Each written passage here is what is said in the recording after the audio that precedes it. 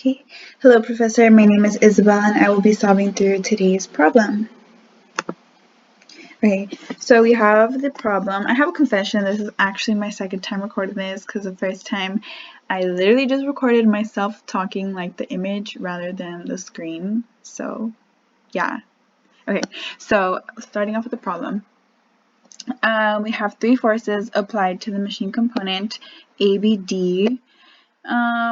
What are they asking for? So determine the principal stresses and the max shearing stress at point H. Okay, so what I'm going to do is I'm going to draw ABD so that I can draw the internal loadings at point H. So we're going to draw from that point on, from H on. So here,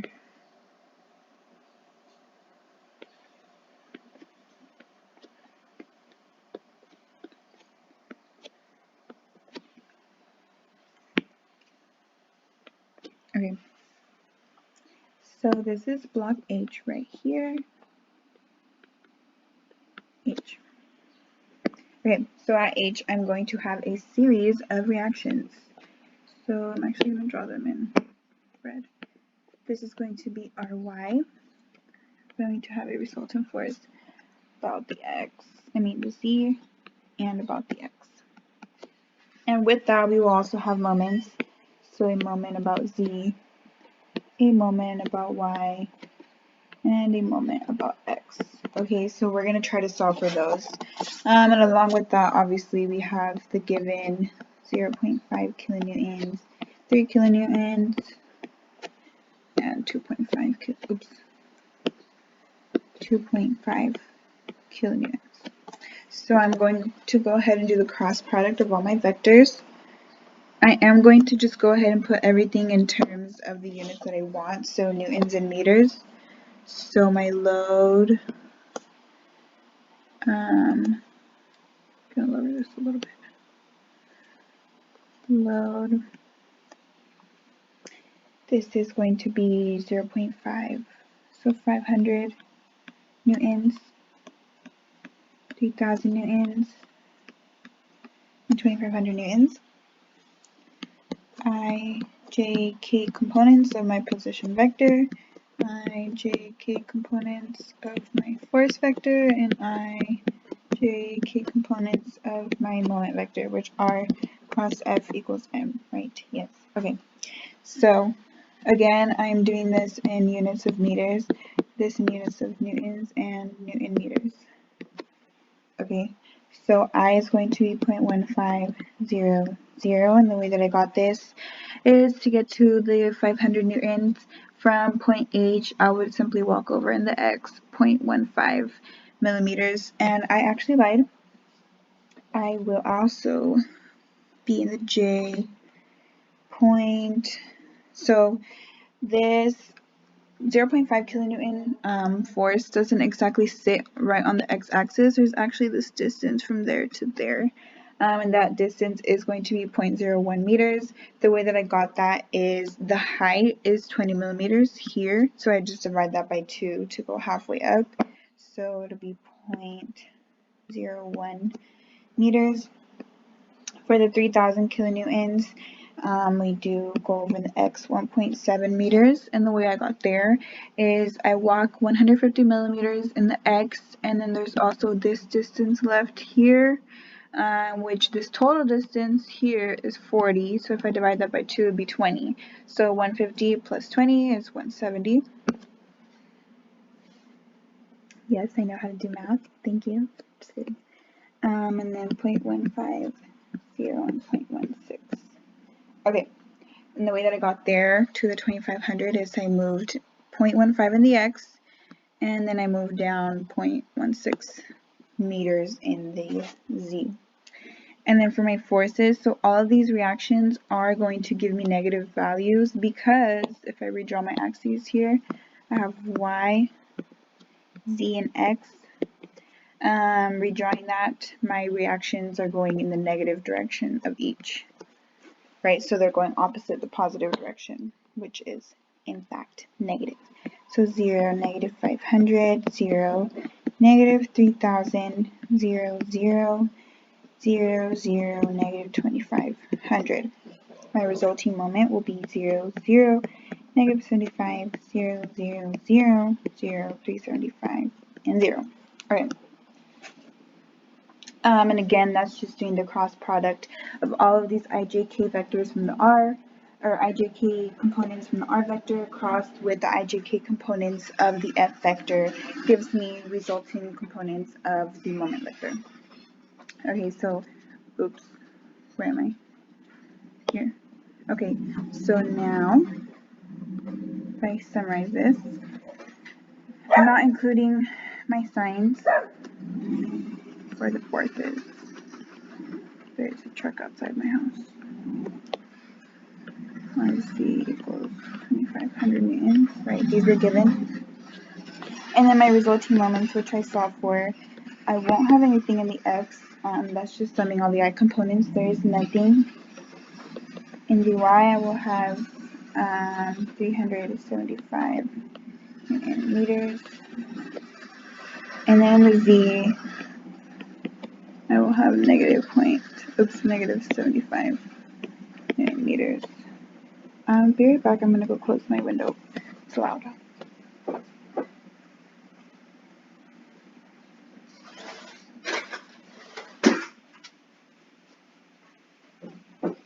Okay. Quiet. Alright, so basically what we're going to do is we're going to go through all of these.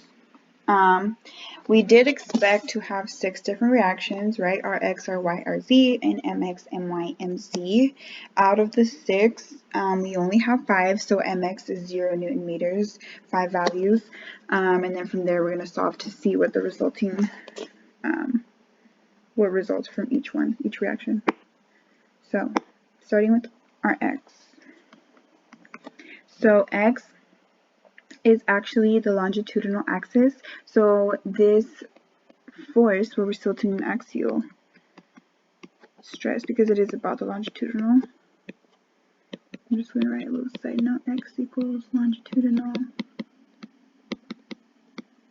And again, the moment, well, later on the moment is torsion for longitudinal. So this axial stress, the equation is sigma X equals P over A. If we look at this diagram, so this 3 kilonewtons is actually in compression. The H is in compression. So compression is negative 3,000 newtons. Over the area, it's a 20 by 40 millimeter rectangle. Oops. 4. And if we solve this out, we will get negative 3.75 times 10 to the 6 pascals. Side note, 10 to the 6 pascals equals 1 megapascal. Amazing. So this will be negative 3.75 megapascals. And then I also want to add positive. Positive is counterclockwise as well as tension. And negative is clockwise as well as compression. Okay, so now we can move on to our stress blocks based off of this here, negative 3.75 MPa. So if I draw my stress blocks,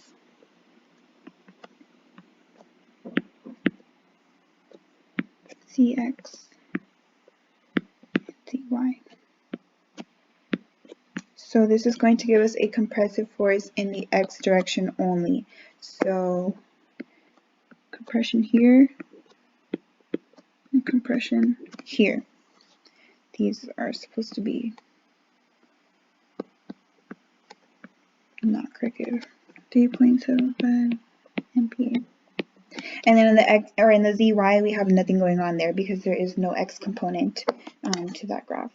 So moving on, I'm just going to go through and kind of check each of these off. So we have Rx, check. Mx is actually nothing, 0 Newton meters. But as I mentioned earlier, in the longitudinal direction, the moment would result in torsion. However, it's 0 because the moment about x equals 0 Newton meters. So we have nothing going on there. check our y is 500 newtons. And y is going to be the lateral axis, so that will result in transverse shear. Again, x is longitudinal and y and z will be the lateral axes. So y equals lateral axes. Okay, so we're going to look at it from the opposite, or whatever is opposite to the y. So this would be my y, and I'm going to use x. This will be my neutral axis, and my h will be right nested into this corner. Okay, so the equation for transverse shear tau is VQ over IT. However, this Q is equal to a bar prime, y prime, bar prime. I think this one's not bar.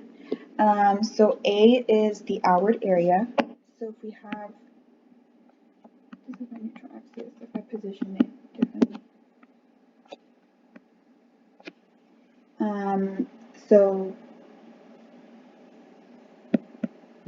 tau is going to equal 0 because it is at the outermost fiber. So if we look back at this picture, this block actually rests right on top of the whole ABD machine component. Similarly, if I had it here at the bottom, down here, that would also result in 0 because it is at the outermost fiber, because A bar prime is the outward area from here. However, this is part of it. So H is the outermost fiber, and that's just something that was given previously in the class. The moment about y is next. So for the moment about y, we can expect bending because it is about the lateral axes of y. So y and z again are the lateral axes. We're going to go ahead and draw this as such. This again is x, but this time we're going to look at it from z. And this is going to be my h right here.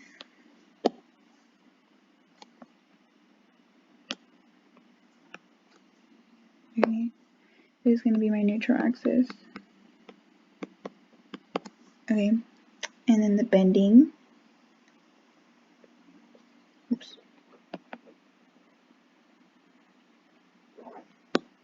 That's not sigma, that is. Yeah, it is sigma. Sigma equals my over I. Okay, y being the distance from the neutral axis to the centroid. However, there is no, y is on the axis. Does that make sense? So this block is on the neutral axis, which means that this will be 0. Y is equal to 0. So m times 0 divided by I is 0 because it's on the neutral axis. Okay. Check that off. RZ.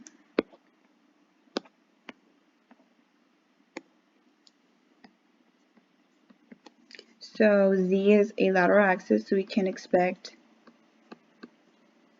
transverse shear.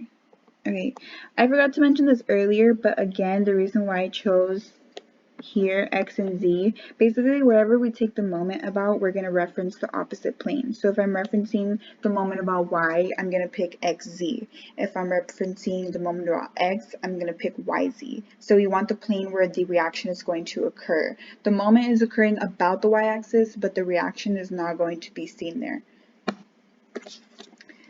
So again, RZ is going to be transverse shear because Z is in the lateral direction. So here again, I'm going to reference same as above.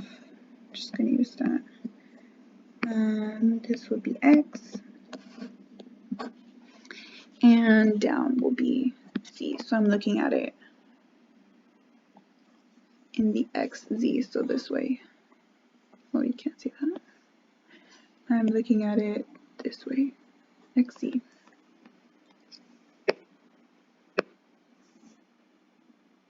Okay, this will be my neutral axis. And again, this is tau on plane XZ. The equation for this is VQ over IT. V we know for Z, 2500 newtons. Sorry if I'm scrolling way too fast. I hope I'm not making you dizzy. 2500 newtons. Q is equal to A bar prime, Y bar prime. A being the outward area. So if I redraw this like this, this would be my H. And this is my neutral axis.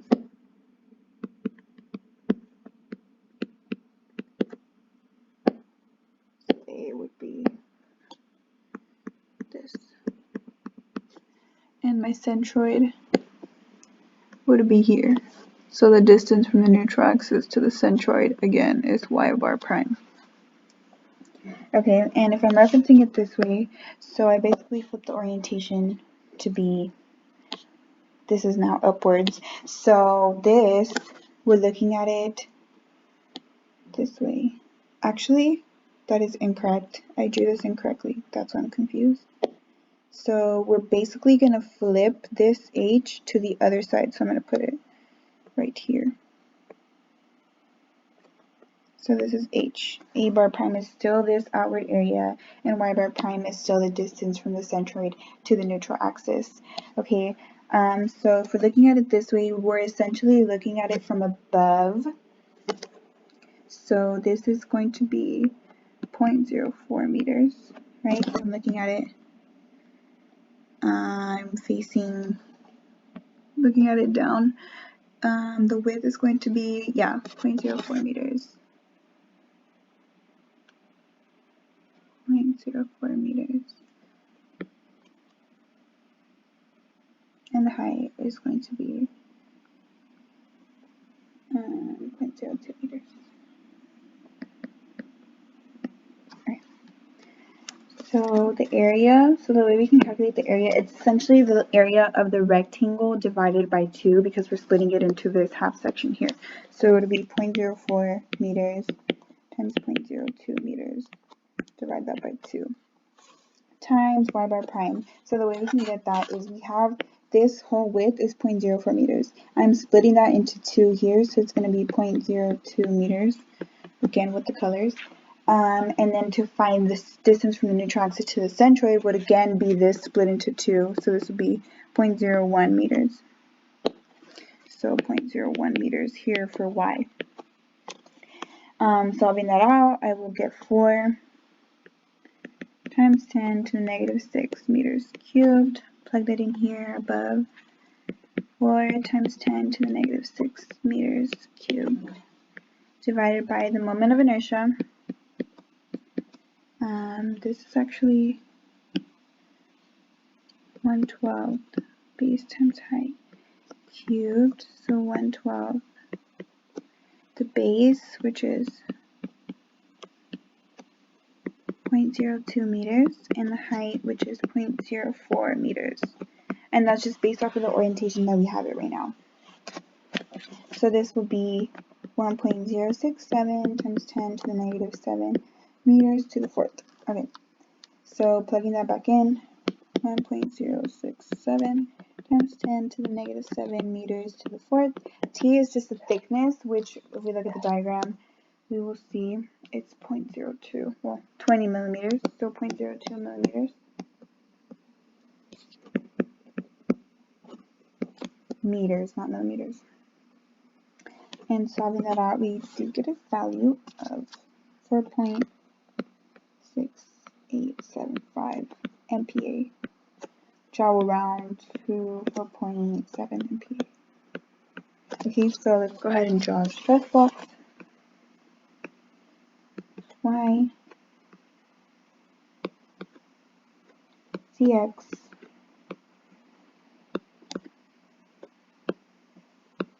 dy. And this is giving us a shear stress 4.7 MPa. So this is positive shear. So it's going to be this way and this way, 4.7 MPa. Okay. We can go ahead and go back, check this off. Lastly, we will have MZ. The moment about Z, which is again in the lateral direction, will give us bending. Well, we should expect bending because we don't know if it will be. Okay, so we will expect bending. I'm going to go ahead and draw it from, again, from the XY plane because the moment is about the Z-axis, so we're going to be referencing the XY plane. So my X, again, is this way, where the neutral axis lies. And my Y does go up, and my H block is going to be right here. Okay. So the way we have this moment oriented above it, if it's on the XY plane, so it is going to go this way. It's going to go down. So it's going to go this way. Okay. The equation for bending about the x-axis, right? It's going to bend about the x-axis. It's going to be my over I. Okay, so for this moment, we know that the value is 75 Newton meters, okay? But I want to make sure that this is going to be either positive or negative. So if I'm looking at this direction right here, this colorful arrow, if I'm looking at the H block and the moment is going down, that's going to pull on the H block. So it's going to result in tension.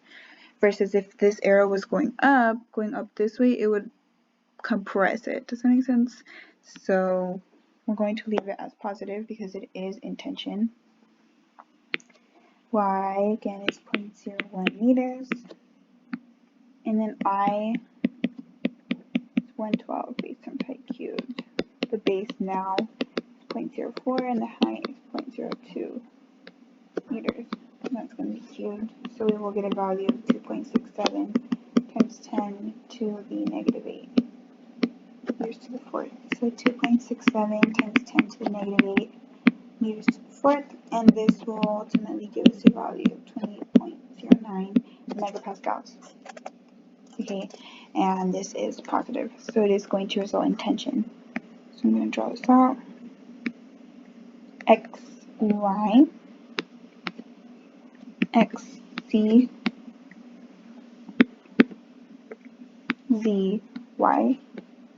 Okay, so we have a positive, aka tension, in the X, so 28.09 megapascals here, and 28.09 megapascals here. Just like the first time Zy is untouched, there is no x-axis here, so nothing will occur in either Z or Y. And with that, we have concluded all of the individual reactions. So I'm going to go ahead and combine everything all together. So we're going to reference this first reaction, 3.75 MPa, which is in compression. We found that. And then the second thing we found was this positive shear of 4.7 MPa. And lastly, we found this positive 28.9 MPa tension force. I was trying to think because compressive is compression. This is why I'm an engineering major, because I don't know how to speak very properly. Okay, combined loading. X, Y, X, Z, Z, Y. Okay, so combining everything really quickly down here.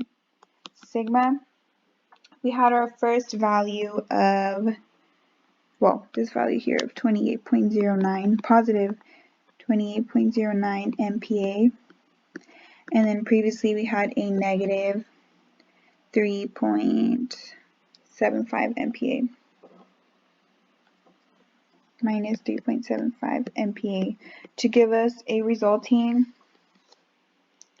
stress of 24.34 MPa, again in the x-axis, and this is positive, so it's in tension. Here, 24.34 MPa, and 24.34 MPa. And just as before, the shear stress is going to remain the same because we had no other shear stresses. So this is a shear stress of 4.7 MPa and 4.7 MPa. Okay, so what we see from the diagrams is we have the most action going on in the XZ plane, not just because it's super colorful, but we have a shear stress of 4.7 megapascals as well as a tension force of 24.34 MPa. This also acts in the XY plane, however the ZY plane has none of these going on. So the ZY plane is the safest, XY plane is still good, but the XZ plane, we can expect some action to occur here. You could expect failure, likely from the XZ plane before any other plane. Okay, so going back to what the problem asked for, solving for the principal.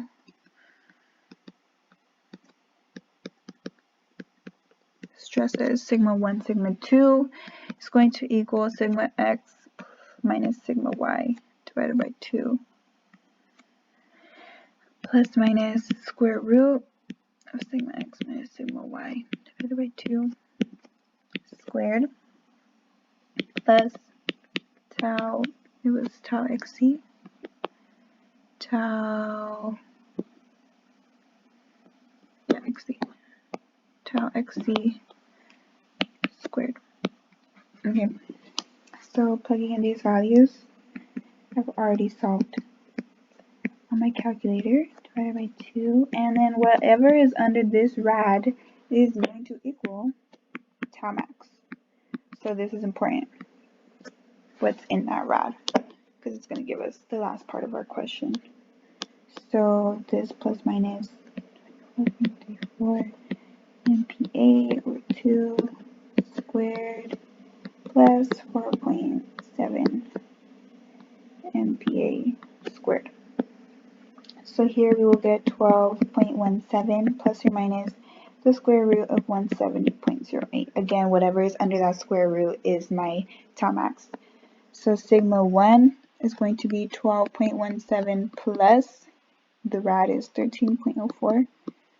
And from this we get 25.21 MPa. Sigma 2, 12.17 minus 13.04 is going to give us a negative 0.872 MPa. And tau max is 13.04.